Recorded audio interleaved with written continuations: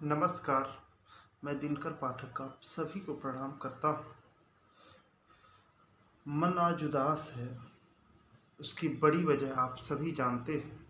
आज सरस्वती का जिनको अवतार कहा जाता है, स्वर सम्राज्ञी लता मंगेशकर जी।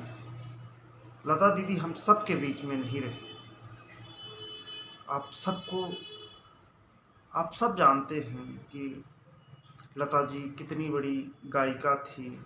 उन्होंने कितना संघर्ष किया, उनके लोग कितने दीवाने हैं।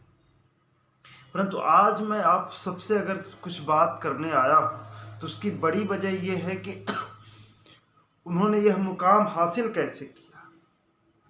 जिस मुकाम पर वो थी, 92 साल में उनको उनको स्वर्ग में जाने का अवसर मिला, या हम कहते हैं कि भगवान ने उन्हें इसलिए बुलाएंगे कि शायद है कि ईश्वर के पास अब गायकों की कमी हो गई होगी। उनको लगा होगा कि हमारी महफिल में लता जी जैसी देवी होनी चाहिए, इसलिए उन्होंने उनको बुलाया।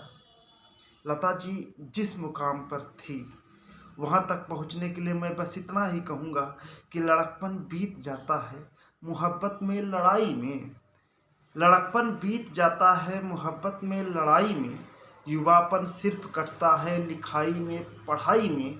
और फिसलने की संभलने की कथा वो ही बताएगा कि जिसने उम्र काटी है पहाड़ों की चढ़ाई में। तो लता ताई जैसी शख्सियत जो होती हैं, सारी उम्र संघर्ष करती हैं। आप सब सोचिए कि अगर उनके बारे में आप जब कभी पढ़ेंगे या सुनेंगे तो कभी भी विवादों से उनका नाता नहीं रहा है।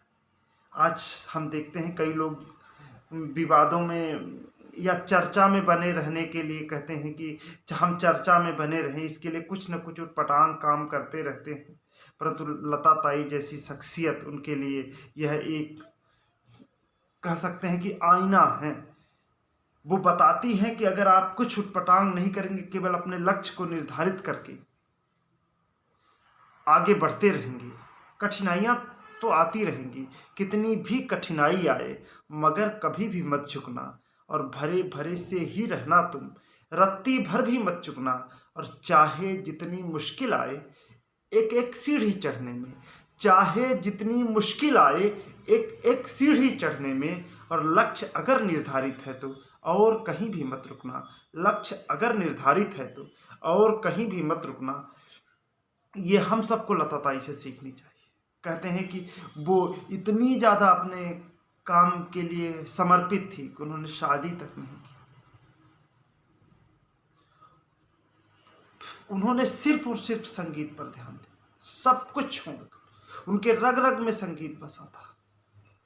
हम सफलता पाने के लिए क्या से क्या करते रहते हैं, कितना कुछ करते हैं, परंतु वो मुकाम हासिल नहीं करते। हमें लता ताई जैसी उनसे जब हम मैंने इंटरव्यू वगैरह में देखा हुआ है या सुना है कि मतलब कि जब मैं उनको देखता हूँ तो कितना प्यार से, कितनी सुरीली आवाज़ में वो बात करते। उनको उनका कोई भी मतलब अगर आप ढूंढते फिरेंगे पर उनकी गुस्से वाली कोई भी तस्वीर आपको नहीं मिलेगी उनका कहीं भी। वो वही बात है कि वसीम बरेलवी साहब ने कहीं कहा था कि कौन सी बात कहाँ कैसे कही जाती है, ये सलीका हो तो हर बात सुनी जाती है। ये सलीका लता ताई के पास था। हमारे ये पृथ्वीवासियों के लिए तो यह सबसे दुखद खबर है कि लता ताई अब हमारे बीच नहीं है, परंतु उनके गाने हम सबको जीवन पर्यंत याद रहेंगे। हम उनके गानों को गुनगुनाते रहेंगे। और जैसा कि मैंने पहले ही कहा कि ईश्वर खुश होंगे कि हमारे महफिल में, हमारी मीटिंग में एक ऐसी शख्सियत आ रही जिसके गाने के दीवाने पूरी दुनिया है। परिवार हो, कोई भी ऐसी जिम्मेदारी नहीं, उन्होंने वो सबसे बड़ी बहन थी, समझिए सबसे बड़ी बहन होने के बावजूद उन्होंने अपने परिवार का भी विशेष ध्यान दिया रखा। अपने भाई को, अपनी 3 बहनों को, सभी को उन्होंने पाला पोसा। और उनकी जो छोटी बहन आशा ताई हैं, वो भी उन बहुत ज़्यादा वो रही, उनसे भी आप सभी परिचित हैं। परंतु आप ये सोचिए कि अपने परिवार और अपने जो प्रोफेशन है, दोनों के बीच में सामंजस्य बनाकर पूरी दुनिया में अपनी ख्याति अर्जित कर देना कितनी बड़ी बात। ऐसे कम लोग हैं। अब हम ये नहीं कह सकते कि लता ताई जैसी शख्सियत फिर से इस धरती पर जन्म लेगी। लता एक ही थी। आप सोचिए कि चाहे कोई भी रहा, मैं भी एक दिन अभी आदरणीय प्रधानमंत्री जी से बात करते हुए उनको सुना था, कितना गदगद था, लग रहा था। कई दिन से उनकी जब खबर सुनती थी हम सोचकर हमारी रूहें कांप जाती थी कि लता ताई अगर ऐसी कुछ खबर आ गई तो हम सब कैसे रहेंगे। सोचिए अपने पैशन में इतना ज़्यादा डेडिकेट हो जाना। कहते हैं कि वो रिहर्सल नहीं करती थी, उनका अनुभव इतना ज़्यादा बढ़ गया था कि उनके सामने अगर कोई गाना रख दिया जाता था तो वो गाने को सिर्फ देखकर और एक राउंड में, एक कोई भी टेक नहीं, एक रीटेक में वो गा देती थी। सोचिए कितना कितना ज़्यादा उन्होंने मेहनत किया होगा।